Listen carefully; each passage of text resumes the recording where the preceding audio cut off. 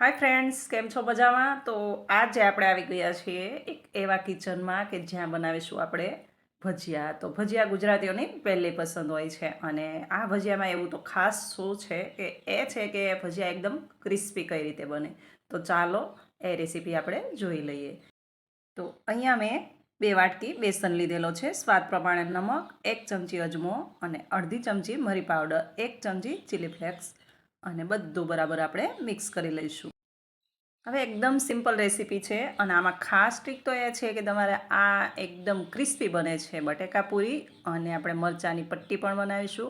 તો ક્રિસ્પી કઈ રીતે બને એ જોવાનું છે અને થોડું થોડું પાણી એડ કરી અને આપણા બેટરને બરાબર એકદમ ફ્લફી બનાવી લઈશું.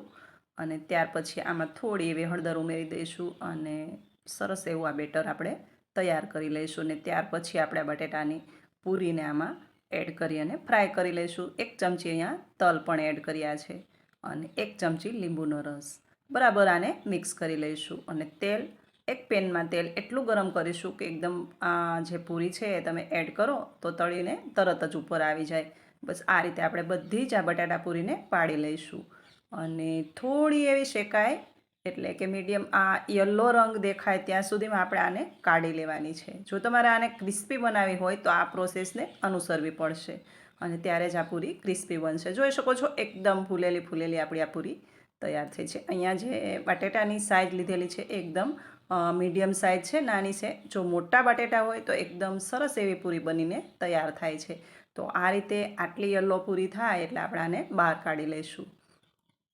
અને ત્યાર પછી એવી જ રીતે જે આ બેટર હતું એની જ અંદર આપણે આ પટ્ટી જે મરચાં પટ્ટી છે એ પટ્ટીને આપણે એડ કરી દઈશું ને એને પણ આ જ રીતે આપણે ફ્રાય કરી લઈશું. કોઈ અલગથી બેટર બનાવવાની એના માટે જરૂર નથી. આ જ બેટરની અંદર આપણે આ પટ્ટીને બોળી અને ફ્રાય કરી લઈશું. જોઈ શકો છો આ રીતે આ જ બેટરમાં મેં આ મરચાંને ઊભા કટ લગાવીને એક મરચાંના 4 ભાગ કરેલા છે ને ત્યાર પછી આ રીતે આમાં આ લોટની અંદર બોળીને આ રીતે આપણે ફ્રાય કરી લઈશું. એને પણ આટલો હલકો યલો રંગ થાય એટલે આપણે બહાર કાઢી લઈશું.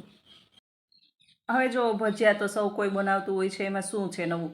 તો નવું કંઈ નથી. નવું એક ટ્રીક છે કે જો ક્રિસ્પી બનાવવા હોય તો એને કઈ રીતે તળવા, બસ એ જ એની ટ્રીક છે. તો હવે આપણે આને આ રીતે કાઢી લઈશું જ્યારે હલકો યલો રંગ છે અને આપણે આને બહાર કાઢી લઈશું. અને પછી આપણે જે ઠંડા થાય એટલે આ બટેટા પૂરી પાછી આપણે રિપીટ આ તેલની અંદર એડ કરી દઈશું અને બ્રાઉન થાય ત્યાં સુધી એકદમ મીડિયમથી લોની વચ્ચે આપણે ફ્લેમ ચલાવીશું અને આને ત્યાં સુધી તળશું કે એકદમ ક્રિસ્પી થશે. બસ આ ખાલી નાની એવી ટિપ્સ ફોલો કરશો ને એટલે તમારી પૂરી પણ એકદમ સરસ ક્રિસ્પી બનશે.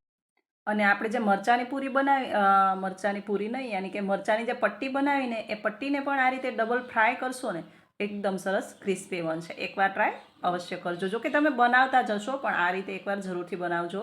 ફરી મળીશું નવી રેસીપી સાથે. ત્યાં સુધી આવજો. Thank you for watching.